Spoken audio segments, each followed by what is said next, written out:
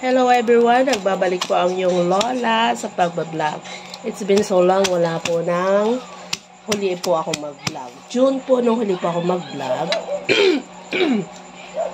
Nubo po ako, sorry po, pasensya na po.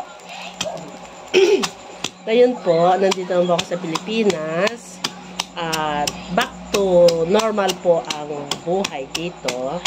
Nag-start nga po pala ako ng small business, kasama ko po yung tiyahin ko. Tapos, may small bakery po kami, small sari-sari store.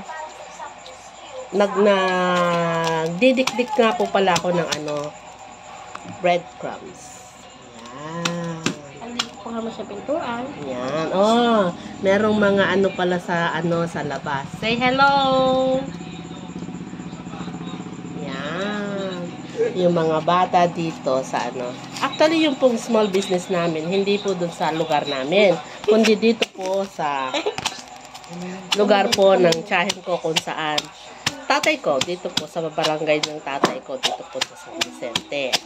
Kasi sa amin po kasi, bukod sa kokonti na po ang bahay, doon sa looban dun po sa amin, dikit-dikit na rin po ang tindahan, kaya po, nung nagsabi yung tiyahin ko na mag-open kami ng business, kaya dito sumang-ayon po ako na dito po mag-open ng business kasi dito kahit dikit-dikit yung mga tindahan, maraming tindahan, marami pa rin naman itong bumibili dito.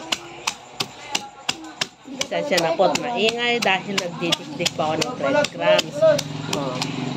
May nagtitinda pa po ng balot. Mga business-minded pong mga tao dito. Yan. Kaya, pati ikaw, pati ako, nagiging business-minded na rin po. Yan. Meron pong mga tao sa labas ng tindahan. Ayan, oh. Yan. Sa mga subscribers ko po, pasensya na po kung ngayon lang po ako nakapag-vlog ulit. Actually, yung mga binablog ko is about Techram, about sa mga Techram kids, especially the Suba siblings. Pero hindi na po ako nakakapag-update ng mga about kay Techram, kay Sweet Mary, sa Suba siblings, kasi po busy na po ako sa aking basic back to normal life. Sa aking normal life. Kumbaga yung dating gawin na pamumuhay ng inyong lola.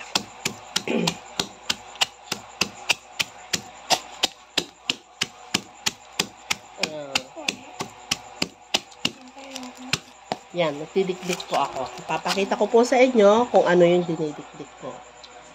Yan. Wala po akong almirez, kaya yung maliit na palanggana ang gamit ko. Tsaka yung aking rolling pin.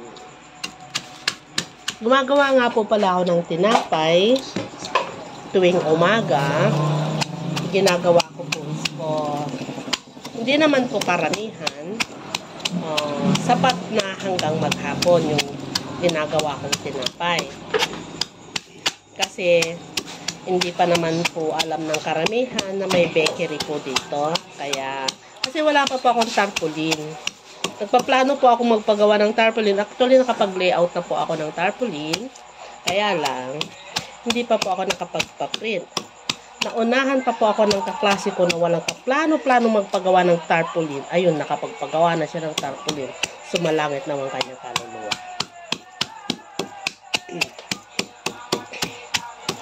Wala sa plano yung pagpapagawa ng tarpaulin niya. Ako nakaplano, pero nauna pa siya.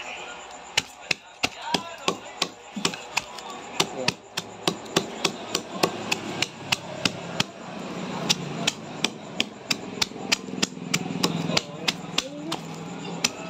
Papakita ko po sa inyo yung aming munting tindahan.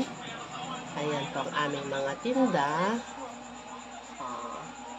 Yan na lang po yung natitira naming mga tinapay.